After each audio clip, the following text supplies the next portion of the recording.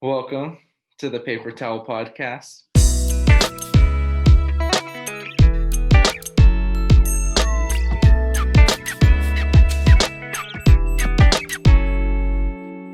Thank you for having me. Glad that you could be here this morning. And so, just so that everybody knows who you are, could you just like introduce yourself? And Yeah. So I'm Cooper Scott. I make content on TikTok and YouTube, and just been creating videos since I was like really young. So it kind of just became second nature to me. And then once social media came around, I was like, oh wow, there's actually somewhere to put these videos.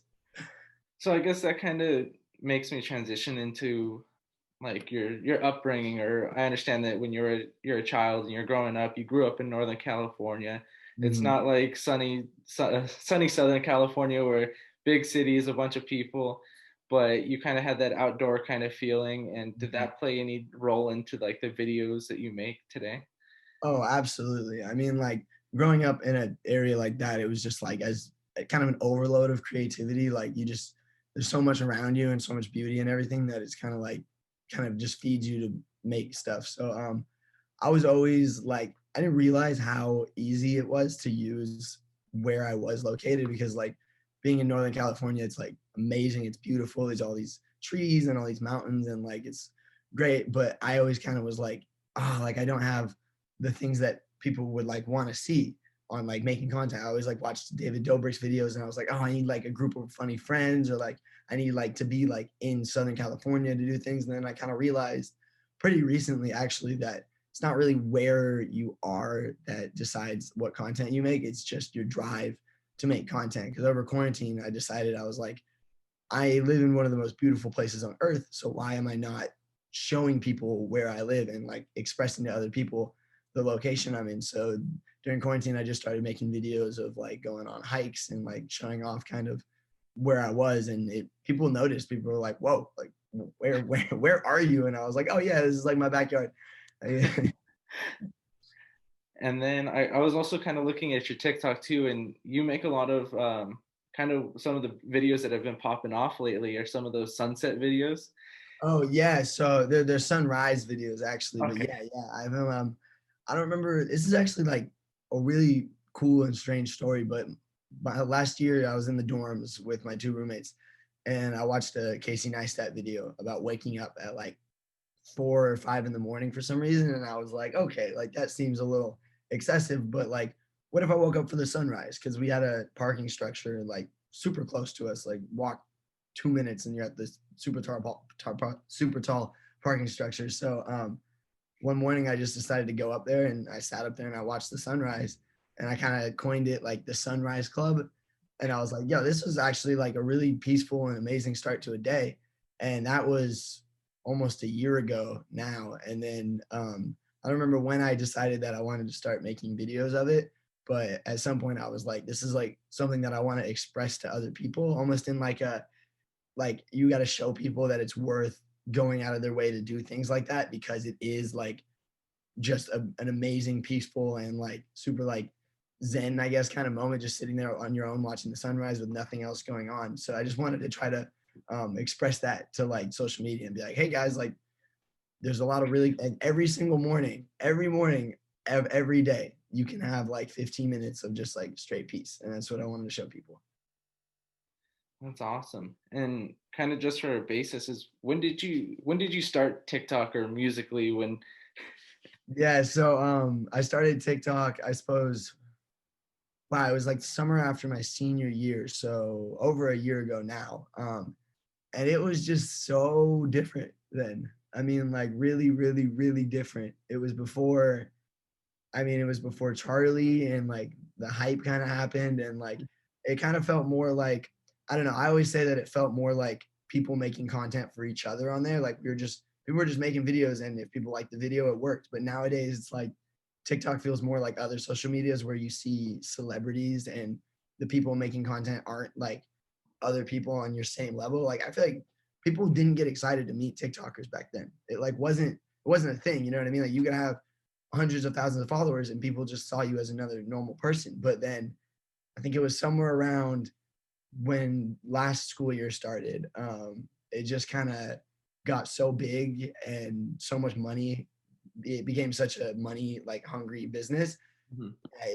Creativity doesn't always thrive in spots like that. So it kind of led to a boost in like creators that don't really create content, but they're more just kind of like celebrities. You know what I mean? Which is always it's great for the face of the app because an app has to have a face of the app, and it's just it was a kind of a transition that was weird for me to notice since I had been here for like for a while, I guess. You've been there from the beginning. Yeah, yeah, yeah.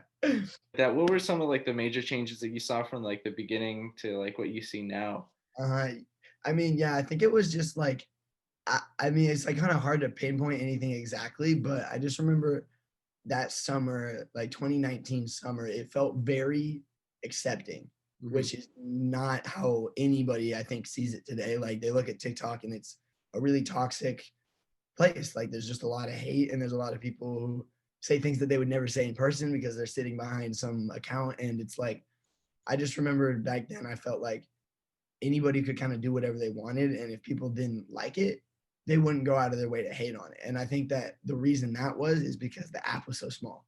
Like now there's, oh my God, I couldn't even, who knows how many people use TikTok nowadays. But back then it was like, it was small. And I remember for a while there, it was actually kind of almost weirder to be on TikTok than it was to not be on it. Like Mhm. I would tell people, I'd be like, oh yeah, I post on TikTok. And they're like, what?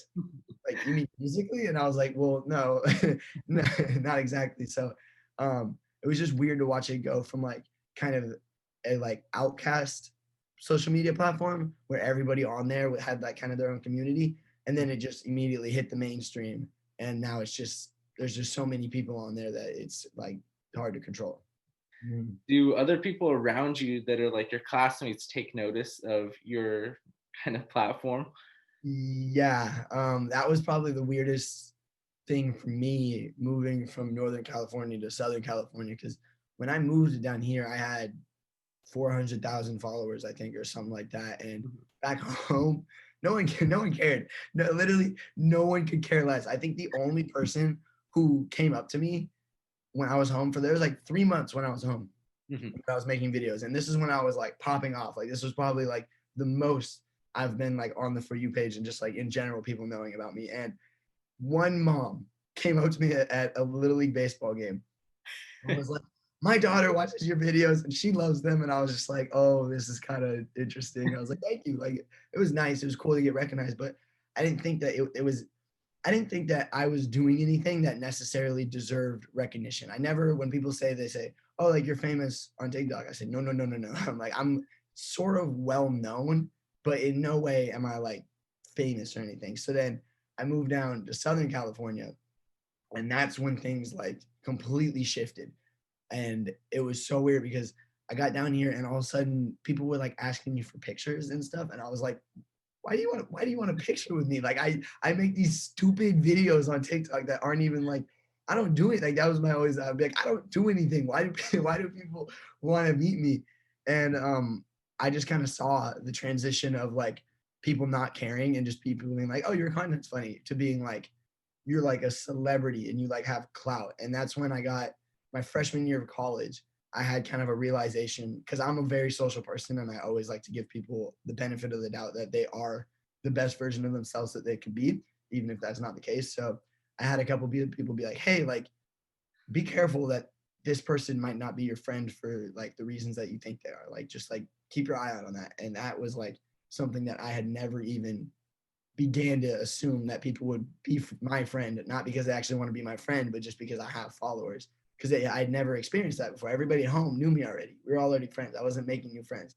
And then people at school would be like, "Oh, like that's the TikTok kid," and like come up to me, and like people would legit come up to me and not say anything, and they just be like, "TikTok," and I was like, "That does not fit as well as they made that." I was like, I don't really, I was like, I make content, but I don't really want to be associated with the app. Like people were straight up just calling me by the app. And I was like, I got a name, man. Like, oh yeah, I mean, it's insane. Like that's the one thing is like I really don't love TikTok as a platform and just like the way that they handle their own internal affairs. Mhm. But as far as like what the app is and the fact that you could become famous from your living room just for like being creative and like especially in the pandemic, like that's just like that's probably the greatest thing about TikTok is the fact that as an app it can just be there, but for like creators, you could kickstart your entire career just by making these like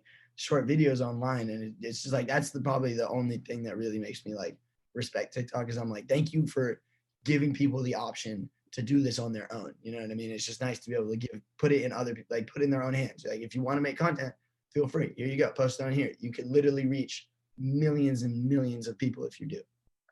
Now circling it back to you and your own personal kind of affairs, is currently you're going to school at Chapman University. And what is it exactly that you're studying at Chapman?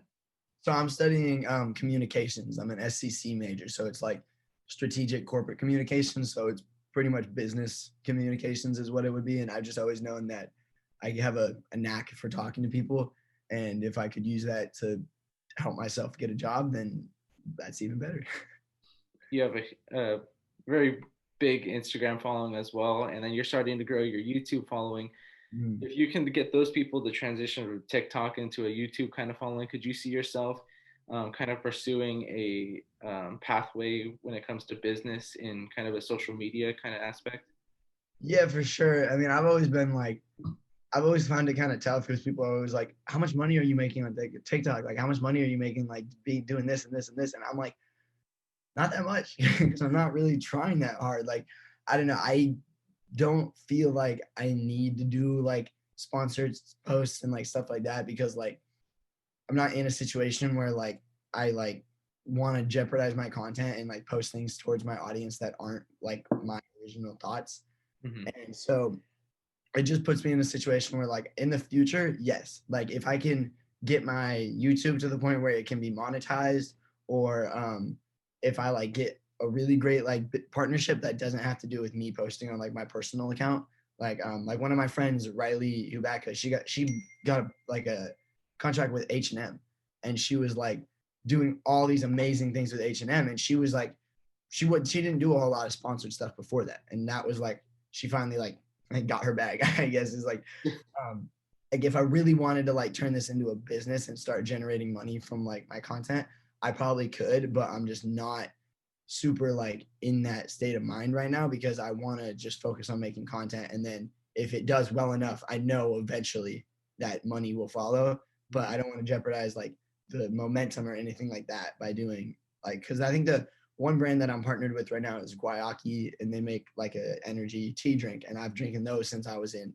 7th grade. So being able to do a partnership with them was more like me being like promoting a product that I've always loved and enjoyed. So that's like a no brainer. But then like people like I had this like energy drink reach out to me, and I was like, this looks gross and bad for you, and I don't would never want to promote you like on my account. I wouldn't want my followers to go drink your drink. So like, why would I agree to do a partnership with you just for a little bit of money? Yeah, I guess. Okay, now this is just my own kind of personal question that I just have that I think a lot of people have is the infamous TikTok Creator Fund. Yeah, yeah. Oh man. I've been in that month and a half, I think maybe 2 months. And I can tell you exactly how much money I've made. But the thing about it is all my friends on TikTok, once they started the creator fund, um, they were like, this sucks. They're limiting our views. Like they made it so your channel didn't get as much airtime in general and like views and plays on like the for you page and stuff because they knew they had to pay you now. But it scares me because if someone like Charlie or Addison is in the like TikTok fund and I've been in it for 2 months and I've made $44. Making the big bucks. So like it's like money, cool for sure. It's not like nothing, but at the same time, it's not like anything that's going to be like sustainable. But Mm-hmm. then again, I look at like Addison Ray and Charlie who are getting 11 million views on every post, and that they're for them, that's a lot of money. That's like probably thousands of dollars for each post because mine just don't get those amount of views, so I don't get like the playtime from it. But yeah, it's like it's cool. I was happy that they came out with it. Feels a little late, feels a little bit like, in my opinion, TikTok, the creators that made TikTok what it is today, they Mhm. don't care about, which is kind of upsetting because it's like that whole summer of 2019 where like TikTok got built up, built up, built up, and then it finally became like mainstream. And if you didn't have TikTok, you were weird. Everybody was on TikTok all the time. That's when it was like that those creators that got them there were the ones who made people want to be on the app. They were the ones who created the content that drove people to being on the app. And then once it became huge and mainstream, they brought in all these kind of like celebrities that are just like normal kids. And then I feel like they just invested in them wholeheartedly and kind of forgot about all the people who were like genuinely making creative content that kind of brought them there. And I know so many people who just stopped growing after the summer of 2019. Like they just hit a brick wall as soon as it became like mainstream, and like there was just so many people posting on the app. It was just like so hard to grow after that. Mhm. I guess like one of the things that I think is really crazy is that you obviously have a huge following with 625-ish thousand followers, but yet TikTok doesn't like recognize you as a creator in the sense where they don't verify you. They, No, that's I mean, I'm like it's a blue check, so I'm not really tripping about it. Like at most the only reason I'd want it is because when people see a blue check in the comments, it's exciting. And I'm someone who loves commenting on videos. Like I just like if I have something funny to say about a video, I'm always gonna comment something. So Mhm. the only reason that I would want the blue check is just to be like in the comments with it. Other than that, it's not like really that big of a deal to me. And like it's funny because my comments are always like, when are you gonna get verified? Like, when's TikTok gonna verify you? And I was like, man, if they were gonna do that, they would have done it in like the summer of 2019. So I'm like, I think we're very well past that point. But yeah, no, I agree because there's a lot of creators I know who are smaller than me, who haven't been around as long, who didn't do as much for the app, and they're verified. And it's another reason that I say that I don't like the way TikTok handles their internal affairs. Like, it's just if you're gonna have a verification system, just leave it to celebrities. You know what I mean? That's fine. Kevin Hart gets a check because he's Kevin Hart, but like like these creators who are just like creators, like just leave it alone. Either give everybody above like 500K a blue check, or don't give anybody who's not doing things other than TikTok a blue check. That's what I think is if you're not on TikTok and you're a celebrity in another world, like an athlete, an actor, a singer, anything like that, they need blue check marks because it's a verification system of this is actually that person. Mhm. But for us, it's like we showed up here, we got big here. That's people here know us for being on TikTok, so we don't need those blue checks, in my opinion. Yeah, and then I guess it's kind of also weird in the sense that with TikTok you're kind of like waiting to get verified, and then I know with Instagram how they run their kind of verification system is if you feel that you're like worthy enough to get a blue check or you kind of check stuff off already, then you can like apply for it and then they could Yeah. look over your account. Mhm. But I just think that's kind of weird how they aren't kind of giving back to the people that originally built the app. Yeah, that's my whole like that's my every time that I that's my big one problem with TikTok is I just feel like they let super creative people bring them to where they are now, and then they just kind of moved into like more of a mainstream kind of like non-creative, just like the classic form of social media. That's what I like. This TikTok wasn't classic social media, Mhm. and then boom, it became exactly like Instagram, exactly like every other social media, and that's when I was kind of disappointed. Kind of how I would describe TikTok when it was first starting out is very similar to how Vine kind of started out, where you had a bunch of different creators who were creating a bunch of different things, and it was just like a whole community. And then you kind of got to that point where it was just like you have maybe 10 or 15 people that you're always seeing on Vine over and over and over again, and that's Yeah, kind of what TikTok's kind of turned into. exactly. Like I used to pull up my For You page and it would be random after random after random after random person. And like maybe I recognized the creator because I saw another one of their videos. But yeah, nowadays it's you pull up TikTok and it's just like they're pumping the same five people because I mean, it makes sense from a business standpoint. Like I said earlier, you have to have a face of the app. You have to have those people because when you think TikTok, you immediately think Charlie D'Amelio. There Yeah. is like, it's just, that is what it is. And they needed that because they had celebrities on TikTok, but they didn't have a TikTok celebrity. And Hmm. like once they had that, then they could shop her around too. They were like, oh yeah, go on a late night show. go do this and this and this. Because as much as it's Charlie promoting herself, it's also her promoting the app because she is like the face of the app. Yeah. Yeah, it's weird. I mean, that's what happens when an app like that has the chance. Like they got to the point where they were like, we have the chance to make millions and millions and millions of dollars if we just capitalize off this, like off the, like they were just had so much build. They were building so fast that they just needed to figure out how to just like monetize it, and they did. And just like everything else, like once you start trying to make money off something, usually it doesn't become as open and as creative. That's just kind of the way of the world. Now, kind of going off on a totally different tangent. So, a couple days ago, I got to interview this film producer who's out of LA, and he was talking about how like he works on a bunch of different movies, but in between movies, he kind of works on influencers and their content, and he produces their content as well. So he's worked with like James Charles and Bryce Hall and Mm. those great people. And he was telling me about he did a like a short film in Mexico, but it was just all like influencers. So Oh, okay. here's the question for you: Yeah. if you were approached to do a short film in Mexico, would you do it? Oh yeah. Oh yeah, absolutely. 100%. My whole goal, I want to be an actor. That's like my whole goal of this whole social media thing is I want to be an actor. And I've seen these other social media kids act and it's atrocious and sad. And I like, did you see Attaway General? It was the cringiest thing. I like. I'm sorry. It was like the acting. They just you can't just take kids who are famous on social media and expect them to be good actors. That's not how it's gonna work. No. So, but me on like I personally I'm very confident in my acting abilities. Not like just randomly. I've done when I was from when I was 12 to when I was 18, I spent every single summer doing like 2 to 3 week summer camps for acting and directing and like every part of it. Like I know like a lot of both sides of film. And it's like that's like my whole passion. I love movies so much. I could talk about movies and making movies and just everything for hours on days. And so I would absolutely do that just because if there's any way that I could kickstart my acting career, which I'm trying to do at the moment, I'm in a lot of like casting websites and just trying to reach out there and get out there. And I just think that it would literally just take one opportunity like that. Because even if the show sucks, even if I'm working with kids who can't act, there is probably going to be someone out there who says, hey, that kid's pretty good.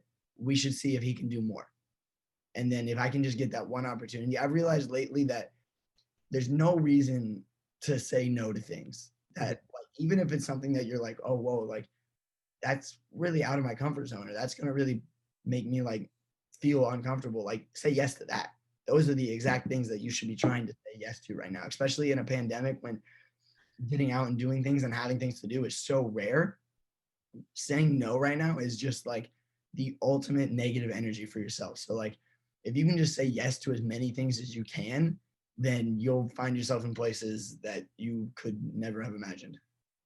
Yeah, and some of the craziest things for me is I ended up starting this podcast a couple weeks ago, and I just kind of created it, and I was like, this is what I wanted to do, and so I kind of put it into motion, and kind of when I was evaluating everything that I wanted to look into, it was like, okay, like people from back home are like, okay, well, you know, this person who has like 35,000 followers on TikTok or something like that, but that doesn't really give you like a good kind of blanket of what I wanted to capture. And so with me putting out the ads of who wants to like come onto the show, and I ended up getting a bunch of like really interesting people to apply.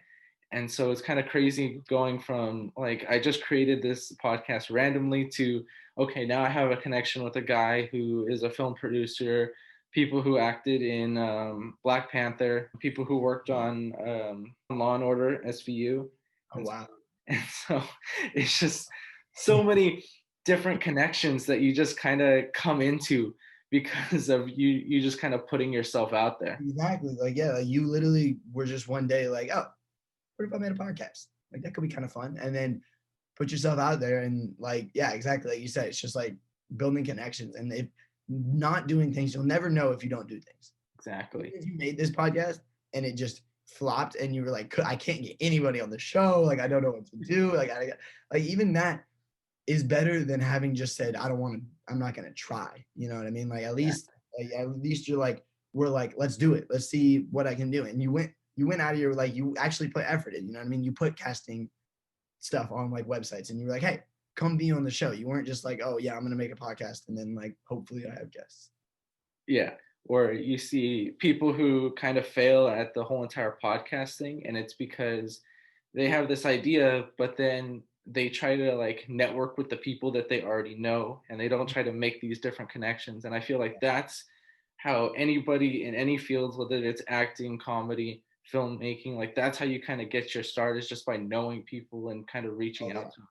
Oh yeah. No, there's nothing more important than having like people who know about you and like because like just being in people's minds. Like I know I've met so many creators and I've told them about the fact that I want to act, and then we've had conversations where we're like, okay, well if one of us does this and makes it and is doing it and like in the movie making process, like we will reach out to each other. Like we won't forget that we were here before any of that. Like because I have a lot of people who I know that I'm like, if I can pull this off and I can become like a big actor and eventually, because my whole goal would be I want to become an actor and then I want to be like a big enough actor to direct my own movies. Mm-hmm. That would be like the end all be all. If I could direct my own movie and act in it, that would just, I would be set. I would be so happy and content.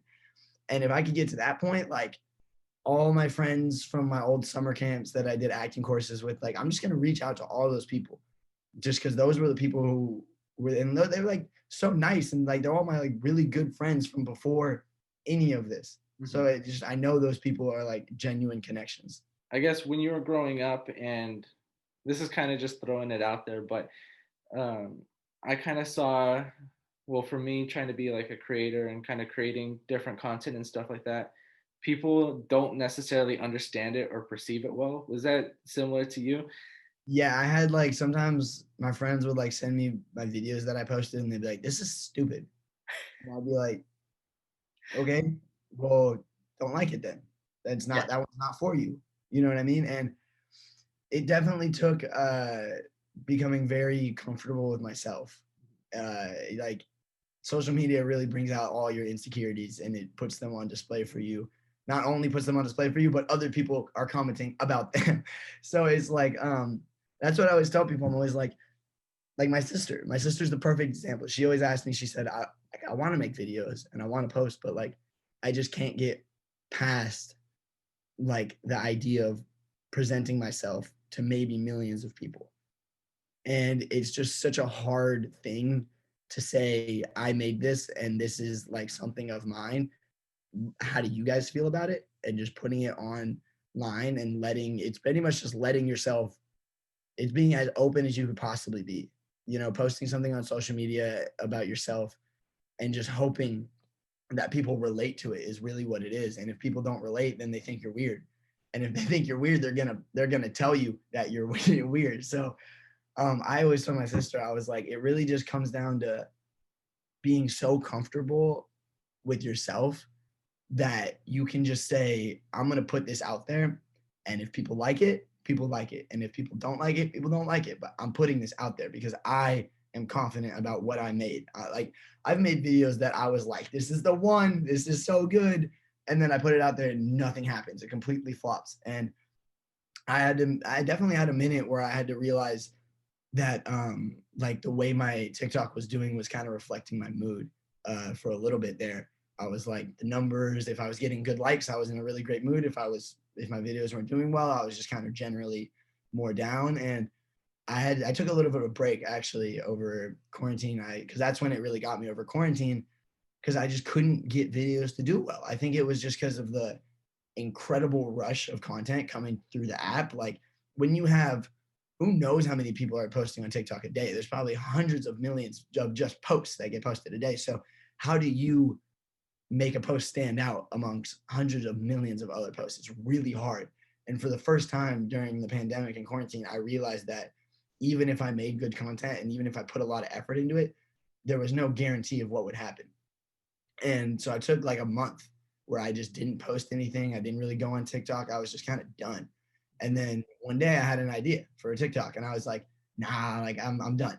And then I was like, well, what if I like just post when I want to post? Because that was a big thing too, is I felt like I was being, if I didn't post in like a week, I'd get comments of like, where is he? Like, are you gonna post again? And I was like, yeah, I'm gonna post again, but like, do you want me to post without any like creativity or any ideas? Like, no, you don't. That's not, I'm sorry, I can't dance. I'm not, I can't just hop up and learn to dance and then be like, and like hit it and like get millions of likes. Like I put myself in a situation where I genuinely have to sit down and think about what content I produce. And that's why people follow me, is because there's like content that's not just anything. And like, it's also, I don't really have a theme, but it's also not just anything. So it's definitely like, after that, I realized that if I just posted content for myself and then let people view it as they do, that made me so much happier and content on the app. And my videos have never been doing worse. I'm not gonna lie, like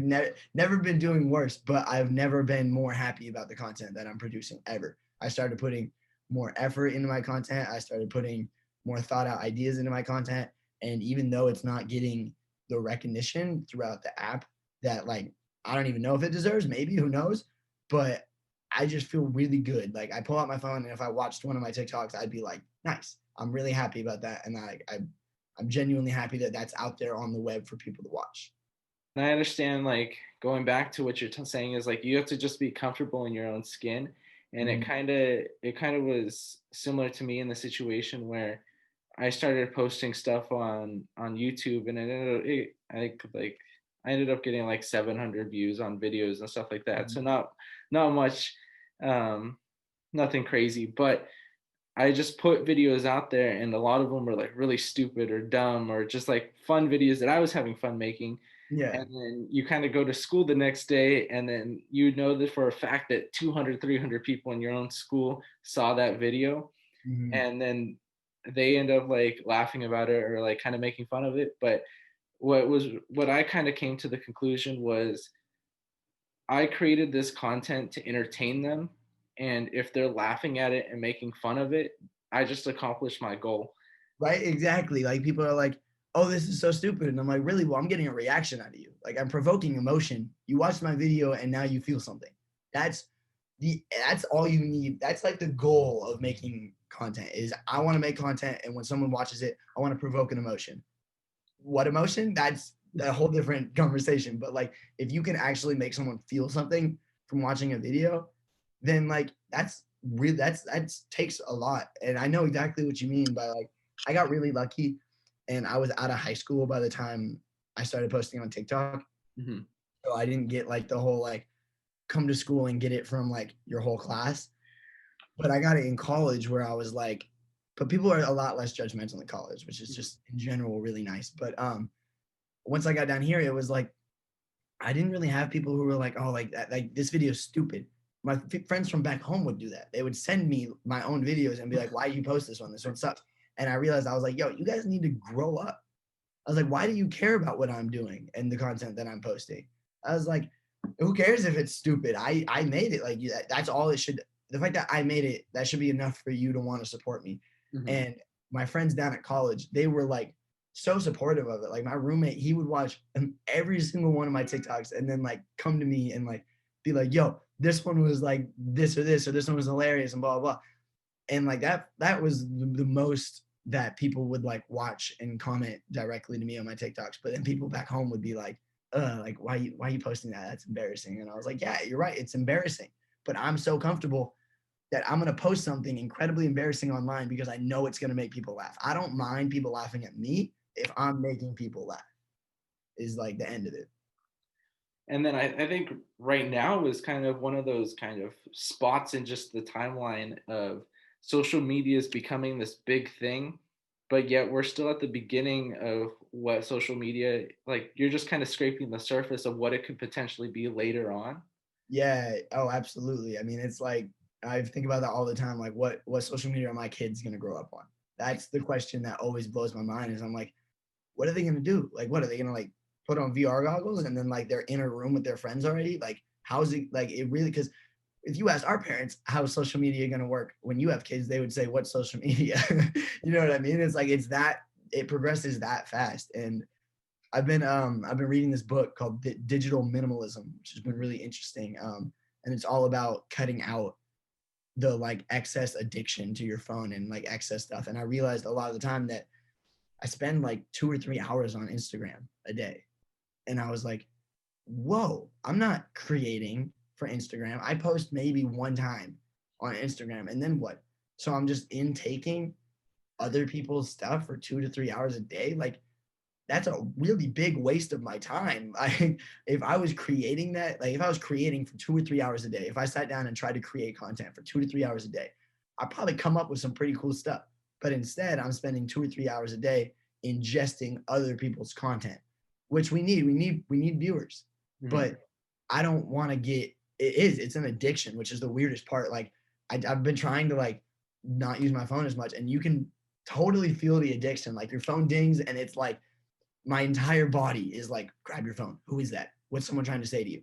And it's so hard to be like, nah, nah, like I'm gonna sit here. So like social media is just progressing so fast, and it's gonna be kind of scary to see if our addiction to social media is gonna end up being the downfall to it, or if we can transfer social media into like like I don't want to say it's not a positive thing because there's so many amazing positive things that can come from it. But right now, just the whole society of social media is really kind of scary and it's kind of toxic, and there is a much better way that it can be done. Mhm. And that's the question, right? Are we going to go in the path where we just deepen our addiction to social media and deepen our insecurities and like all these things that social media brings down on us, or are we going to turn social media into like the amazing, bring the whole world together kind of thing where you can reach someone across the world in 5 seconds? You know what I mean? Yeah. So, and I don't read books, so the fact that I'm reading a book is like Wow. that should tell you enough that I was incredibly interested in the topic that I actually went and bought a book about it.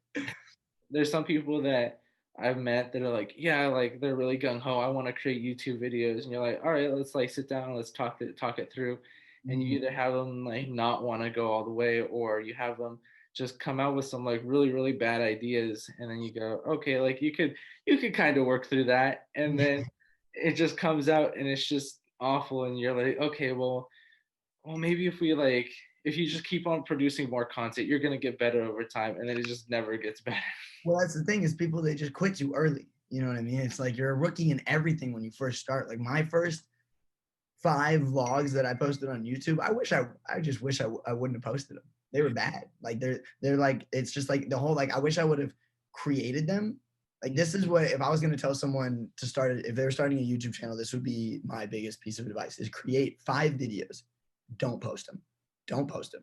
Create those 5 videos, and once you've created them, go back and rewatch all 5, and then now you're at a spot where you can start posting online. Because my first 5 videos I realized were all really bad and all me just testing out different things before I got to the point where I was like, okay, this now I'm like now I feel like I can consistently do this and get better and better and better and better. But the first 5 it was like shooting in the dark, you know what I mean? So like you just have to do it at the end of the day. Like, especially when it comes to content, creating content, you're only gonna get better at it. You know what I mean? Like you just have to do it at some point, and you can't let the first 5 videos be your end all be all. I made 5 videos and they suck. I must be bad at this.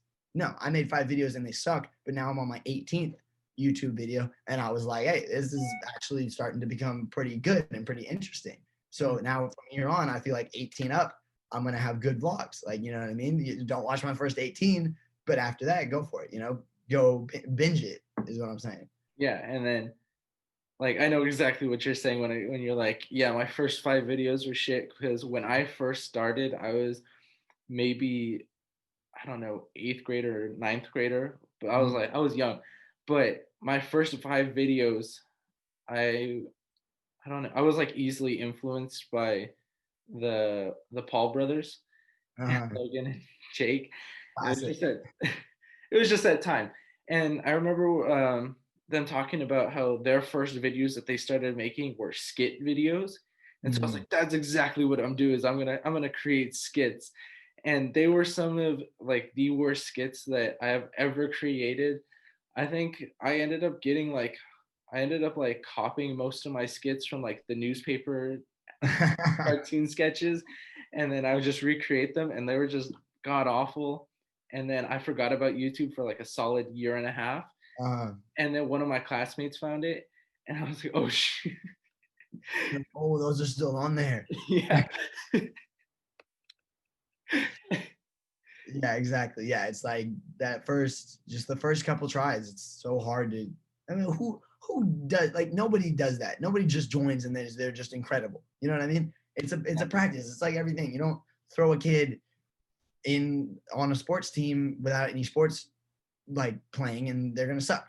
That's what they're gonna suck. They're gonna need to practice for a while. And at the end of the day, like just get that practice in. Go make videos that you don't plan on posting. That's the best thing is if you make videos that you don't plan on posting, then you won't think what are other people going to think about this video, and then you'll figure out personally what generally drives you and what you actually want to make content about. Because I remember, yeah, like I was like, oh God, like I need people, I need like other people around me, I need like a group of friends, I need all this and this and this to make videos. And then I was like, no, not really. Like if I'm doing what I want to do, which is just make videos, like I don't need people around. I can do that. There's nothing stopping me today from after this just going and making a video. Like I can do that. You know what I mean? And people are always like, well, I want to think it through more. I want to like this and this. And it's like, no, just go. Grab your camera and go. exactly. And then you have people who, I don't know, some people just don't take that leap where they'll do a good amount on the steps, but then they just question themselves like, oh, is this good enough? Is this good enough? And then it just never gets posted, and then their journey of being a YouTuber or TikToker or whatever you want to do just never gets started because you're just too afraid. Exactly. And like the thing about it is on TikTok, the posts that I say are going to do good, they do bad.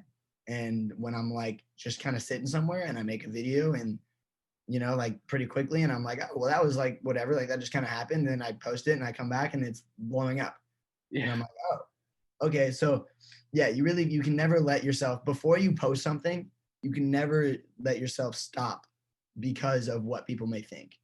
Like I had a video that I was like, oh, I shouldn't post this. This is weird. I was at this airport one time, and there's this girl sitting across from me, and I was like, oh, she's really cute.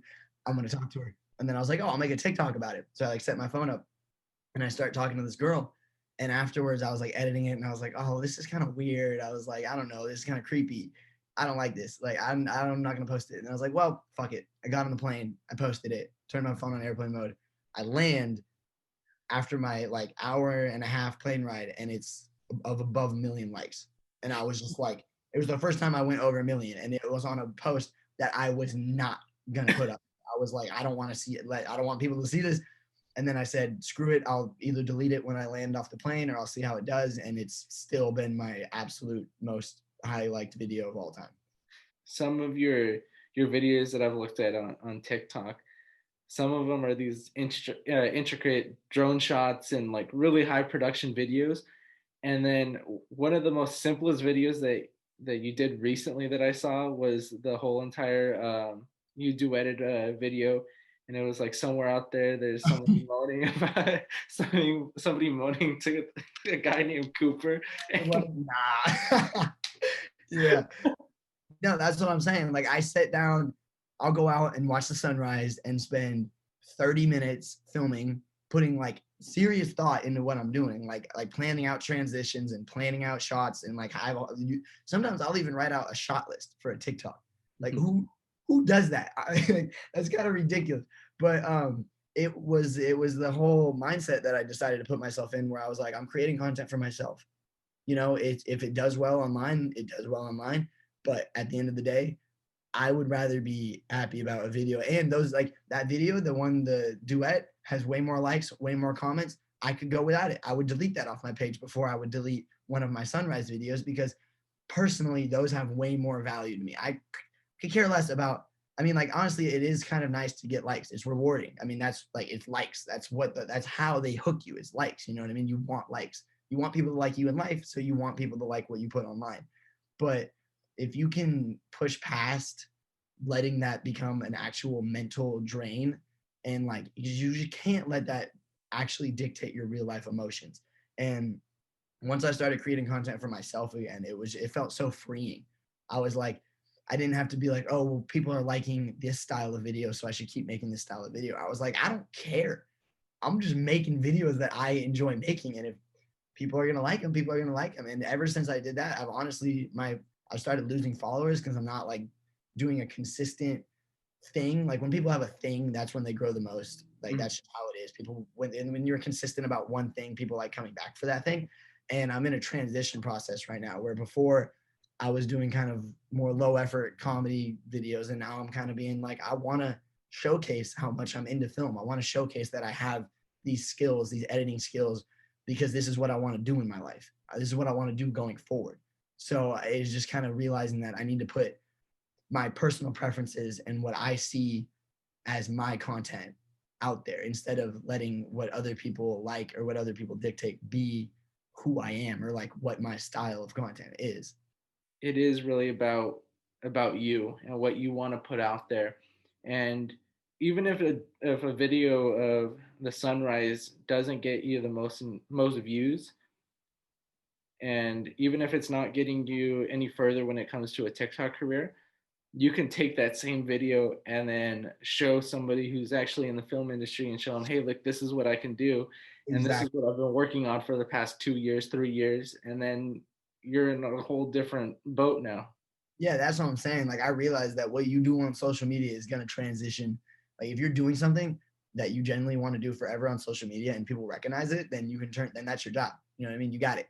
And like I reached out to a few different places for a summer internship this summer, and I was like, hey, I want to create content for your social media team. I want to make, Instagram content. If you need TikTok content, if you need Reels content, like story posts, I want to do that for you for free, like as an internship, just to get experience.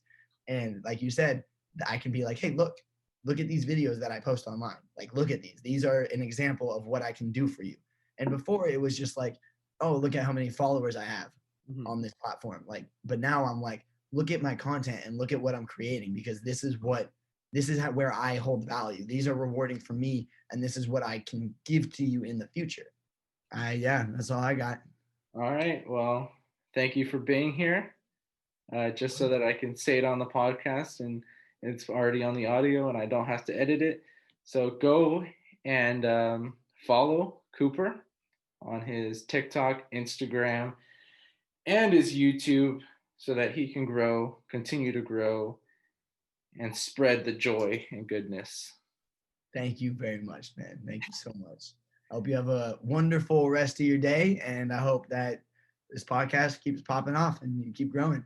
Hopefully, one day I can come back when we're both even more famous. Yes. How cool would that be, man? That would be